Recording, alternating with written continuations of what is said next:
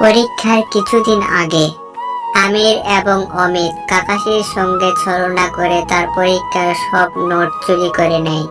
আমির এবং অমিত কাকাশিকে বলে, তুই আর কোনোদিন পরীক্ষাতে পাশ করতে পারবি না।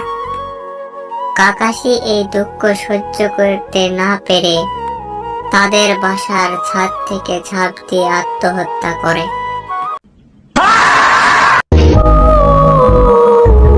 তারপরে দিন কাকাশিকে দাফন করা হয় মার্চহাট কবরস্থানে। কিছুক্ষণ পর কাকাশির আত্মা জেগে ওঠে। আমি তোদেরকে অনেক ভালো বন্ধু ভাবতাম, কিন্তু তোরা আমার সাথে প্রতারণা করে সব নোট চুরি করে নিলি। আমি কাউকে ছাড়বো না। আমির, আজকে তো ঘুরতে ঘুরতে অনেক রাত হয়ে গেল। হ্যাঁ রে বন্ধু, আজকে তো অনেক রাত হয়ে গেল। অমিত, সামনে বাইক দাঁড় করা, একটা বাসা দেখা যাচ্ছে। আচ্ছা চল নেমে দেখি। হ্যালো, কেউ কি শুনতে পাচ্ছেন? বাসায় কেউ কি আছেন? অমিত চল, বাসায় মনে হয় কেউ নেই, গিয়ে দেখি।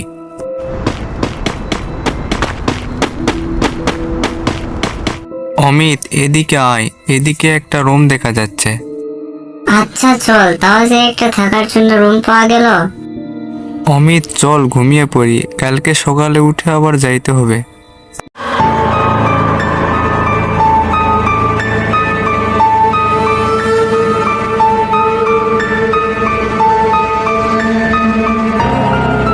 অমিত আমি তোকে ডাকছি, তুই কাছে আয়। অমিত আমি তোকে ডাকছি, তুই কাছে আয়। আমার কাছে আয়, আমার কাছে আয়। আরে, এটা কিসের আওয়াজ? কে আমাকে ডাকছে? মনে হয় আওয়াজটি বাইরে থেকে আসতেছে। কোথায়? এখানে তো কেউ নেই। মনে হয় আওয়াজটা ঘরের পেছন থেকে আসতেছে। অমিত আমার কাছে আয়। অমিত আমার কাছে আয়। অমিত আমার কাছে আয়। কে কে তুমি? এখানে তো দেখছি কেউ নেই। এই কয়েকদিন তুই আমাকে ভুলে গেলি অমিত। আরে আরে কাকাহি, তো তুমি মারা গেছিলা, তাহলে তুমি এখানে কি করে আসলা? অমিত আমি অনেক ভালো ছাত্র ছিলাম, কিন্তু তোরা আমার সব নোট চুরি করে নিলি। প্লিজ কাকাশি, আমাকে মাফ করে দাও। আমি কাউকে মাফ করবো না এবং তোদের মধ্যে কাউকে ছাড়বো না। আমাকে বাঁচাও, আমাকে বাঁচাও। আমি কাউকে ছাড়বো না। আমি কাউকে ছাড়বো না। আমি কাউকে ছাড়বো না।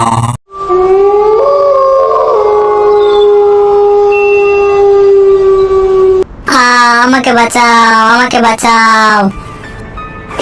আরে এটা কে চিৎকার করছে? এটা তো মনে হয় অমিতের গলা, আর অমিতই বা কোথায়? আচ্ছা বাইরে গিয়ে দেখি তো কে চিৎকার করছে। বাইরে তো আসলাম, এখানে তো কেউ নেই। আচ্ছা ওদিকে গিয়ে দেখি অমিত আছে নাকি। অমিত যে কখন কোথায় যায় তার নেই ঠিক। অমিত, অমিত তুই কোথায়? না, ওকে তো কোথাও দেখা যাচ্ছে না। আরে এখানে এতগুলা কবর, আমি তো আগে খেয়াল করি নাই। কেউ বাঁচবে না, কেউ বাঁচবে না, আমি কাউকে ছাড়বো না। আরে আরে এটা কিসের আওয়াজ?